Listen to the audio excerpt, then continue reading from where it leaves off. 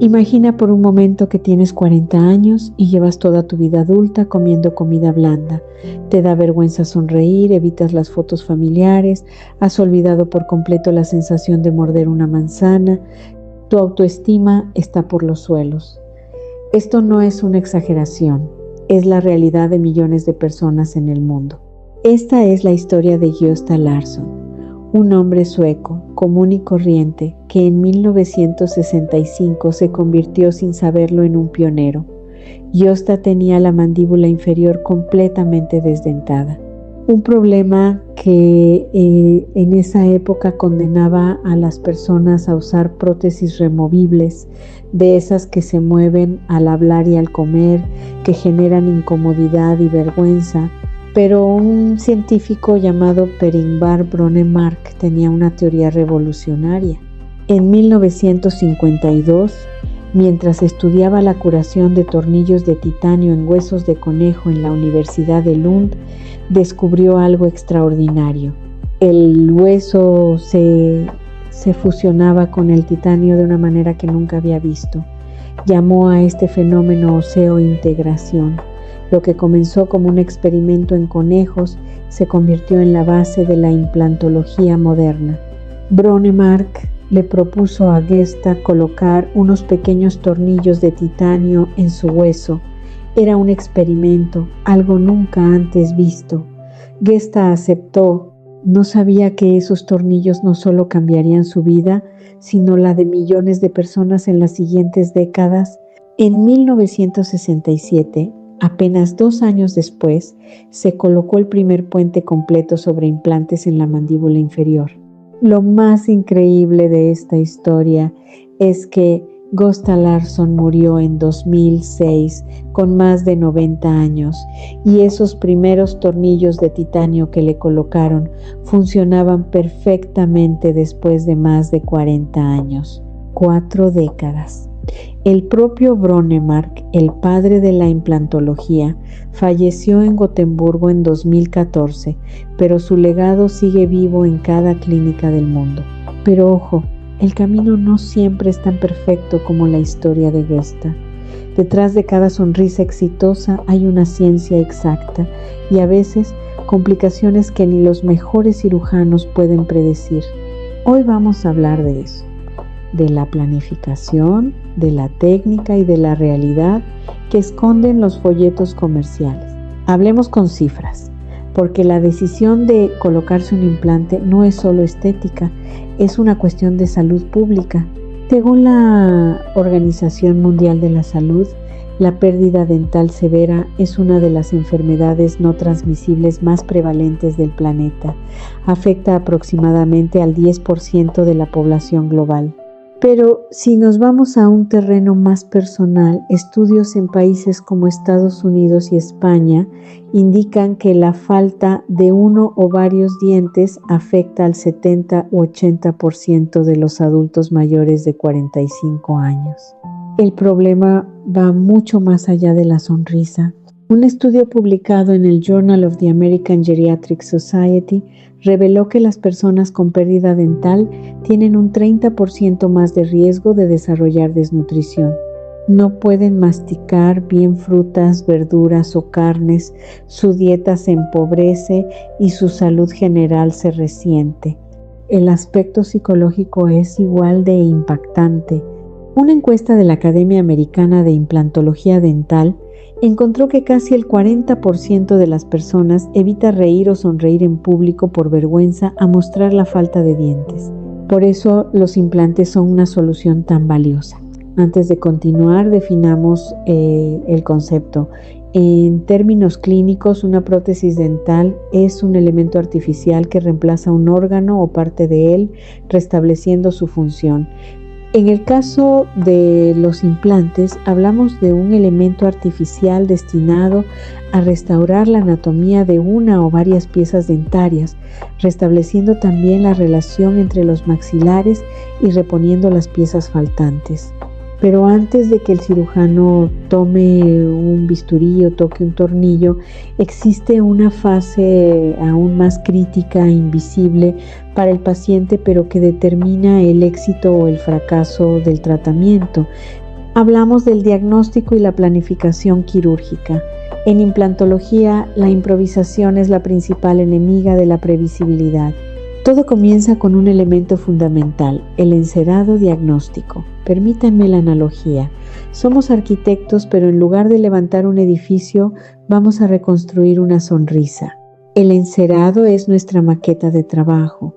Sobre modelos obtenidos de la boca del paciente, reposicionamos dientes en cera para visualizar el resultado final, cuál es la posición ideal de cada diente, qué tamaño y morfología deben tener. Este procedimiento define nuestro destino terapéutico. Para saber si podemos alcanzar ese destino, necesitamos mapas precisos del territorio y aquí entran las pruebas de imagen.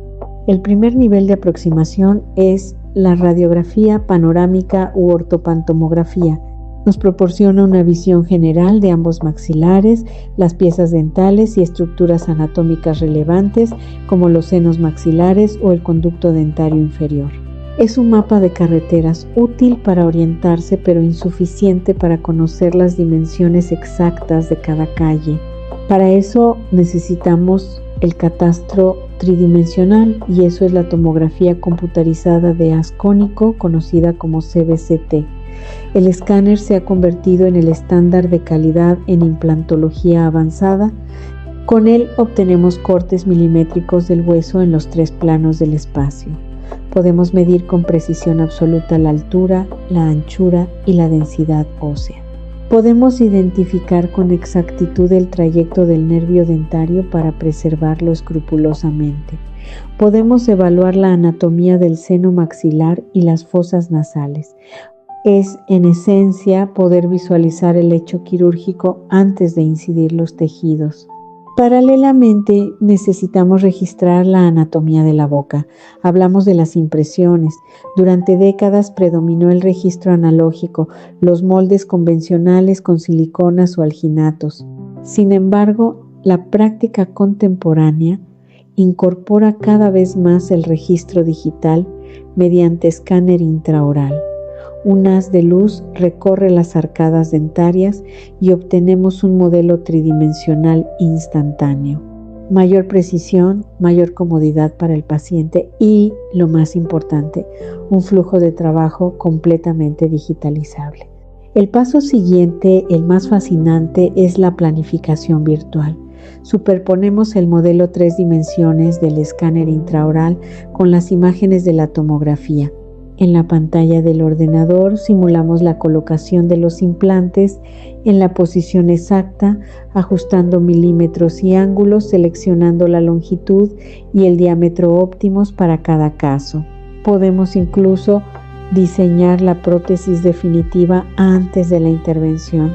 Con toda esta información, con el encerado diagnóstico, las imágenes y la planificación virtual, el clínico se sienta con el paciente. Se presenta el plan de tratamiento y el presupuesto correspondiente. El paciente comprende qué vamos a hacer, por qué, cómo y qué inversión supone. Establecemos así una alianza terapéutica basada en la transparencia y la información.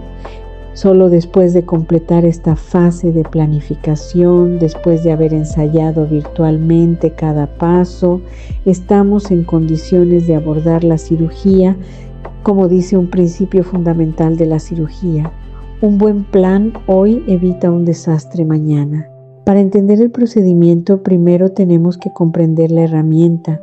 No todos los implantes son iguales. Según su posición en el hueso, se clasifican en 4 categorías. Los implantes superiósticos, que se alojan sobre el hueso, por debajo del mucoperiósteo. Los implantes transóseos, que atraviesan todo el espesor óseo, limitados a la sínfisis mandibular. Los implantes endóseos, los más comunes hoy en día, que se insertan dentro del hueso mediante una preparación quirúrgica controlada, y los implantes yuxtaóseos, prácticamente en desuso por su tendencia a provocar compromiso vascular del tejido óseo. Ahora bien, la principal diferencia funcional radica en cómo la prótesis se conecta al tornillo que va anclado en el hueso. Hablamos del tipo de conexión entre el pilar protésico y el implante. Tenemos 2 grandes familias. La conexión externa, heredera del diseño clásico de Brånemark de 1969, en este sistema el pilar se conecta externamente al implante mediante un tornillo. Es una conexión robusta, particularmente útil cuando debemos compensar pequeñas diferencias de angulación entre varios implantes, facilitando su rehabilitación protésica. Las propiedades del titanio, combinadas con una plataforma hexagonal, otorgan gran resistencia y evitan la rotación de los aditamentos.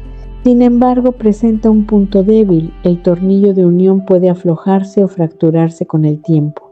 Para mitigar esto, los diseñadores optimizaron el diseño del tornillo, aumentaron las dimensiones del hexágono y la plataforma, introdujeron conicidades en la interfase y perfeccionaron el control del torque de fijación.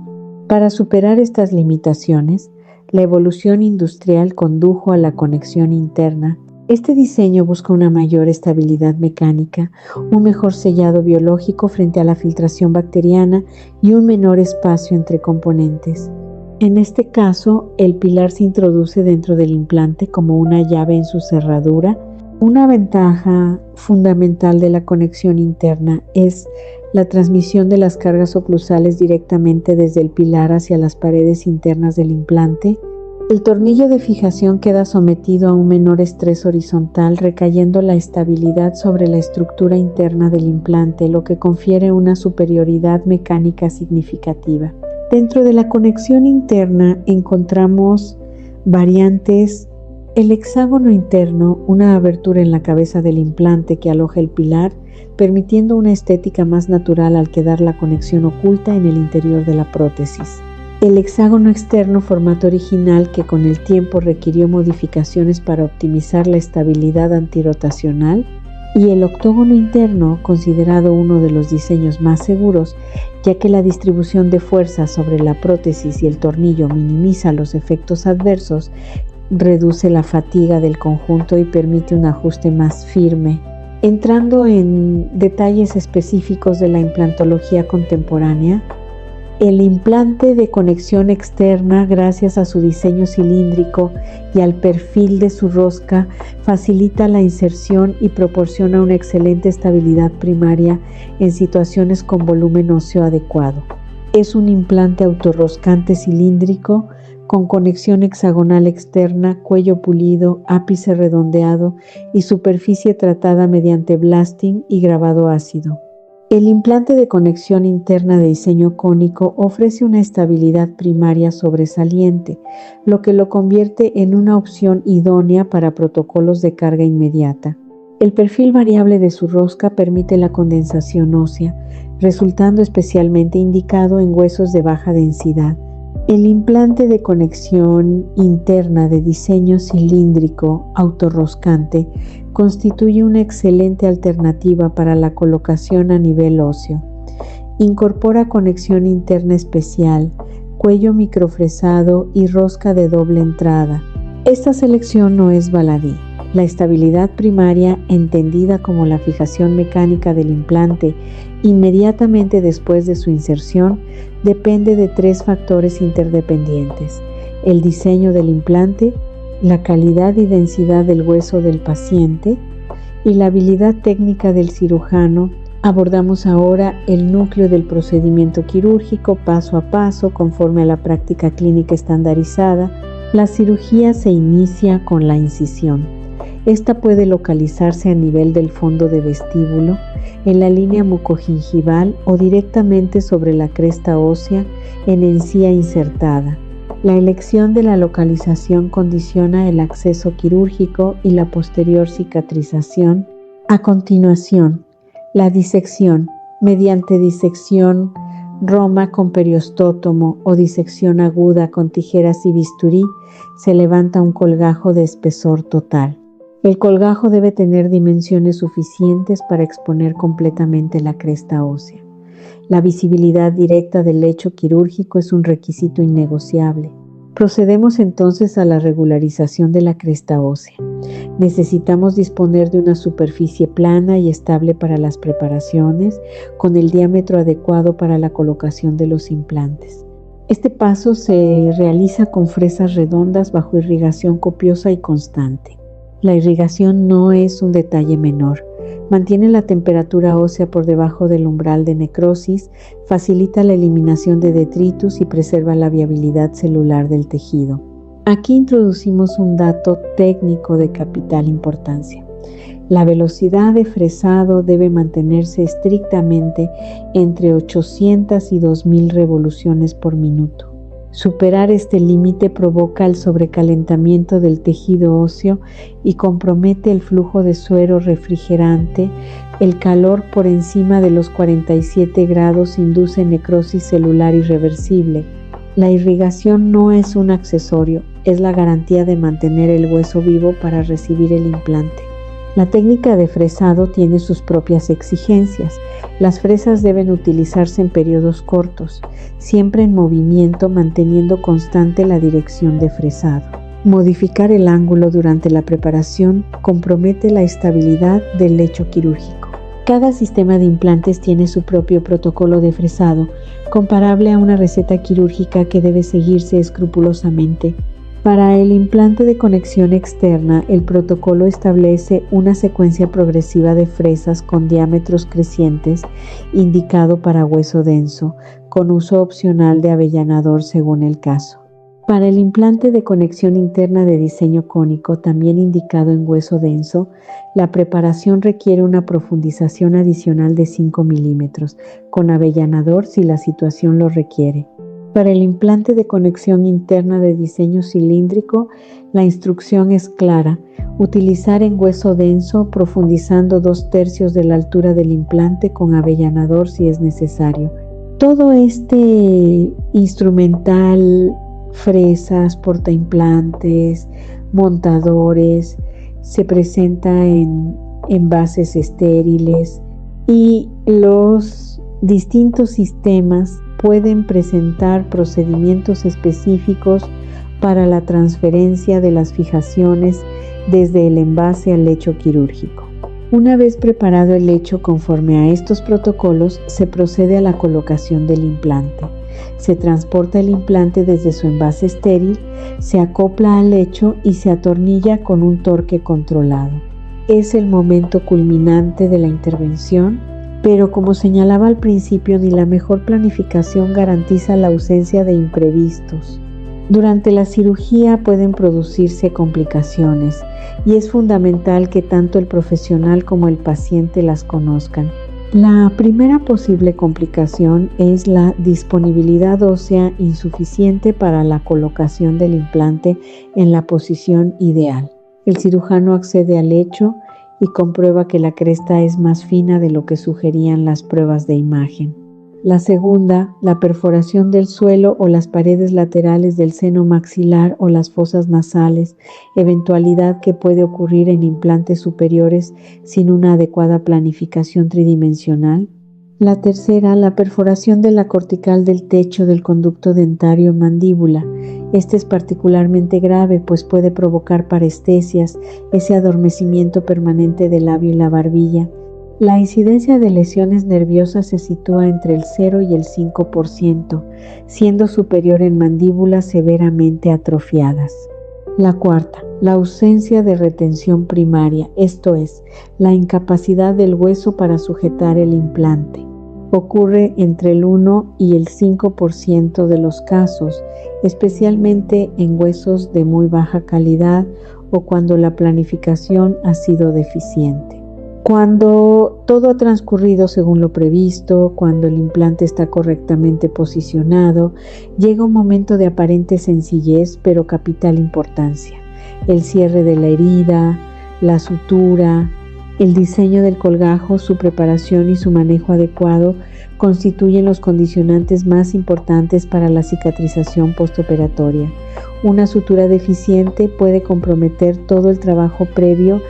Las suturas se clasifican según su trayecto y la configuración de los nudos, el punto interrumpido o simple que emplea el nudo de cirujano, 2 pasadas del hilo alrededor del porte en el primer nudo y una en sentido opuesto para el segundo.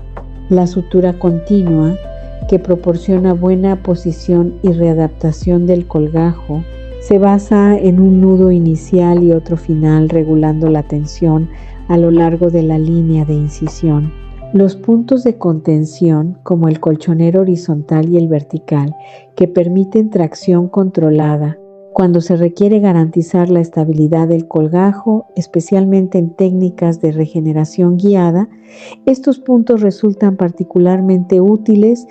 El colchonero horizontal produce eversión de los bordes de la herida, favoreciendo una cicatrización óptima, aunque requiere suficiente tejido para su ejecución. Existen suturas específicas para situaciones particulares, como el punto en 8, ideal para reposicionar las papilas interdentales y conseguir ese sellado perfecto. Habitualmente se emplean suturas de calibre muy fino, hilos más delgados que un cabello humano para minimizar el trauma y optimizar la cicatrización. Desde aquel primer tornillo en Gösta Larsson en 1965, la implantología ha recorrido un impresionante camino de evolución. Hoy disponemos de conexiones internas que distribuyen favorablemente las fuerzas, protocolos de fresado precisos, superficies tratadas que favorecen la oseointegración y materiales que se integran con nuestro organismo de un modo que Brånemark solo pudo vislumbrar. Pero al final de toda esta tecnología de las fresas, los bisturís y las suturas, se encuentra un objetivo único y trascendente: devolver a una persona la capacidad de sonreír sin vergüenza, de morder una manzana, de compartir una comida con amigos sin temor. La técnica es fundamental. La estadística nos orienta, la evidencia nos guía, pero la historia de cada paciente, como la de Gösta, constituye el verdadero motor de este trabajo. Si usted está considerando este camino, busque un profesional que no solo domine la técnica, sino que comprenda su historia, porque detrás de cada implante exitoso hay una planificación meticulosa, un profundo respeto por la biología y una historia humana esperando ser recuperada.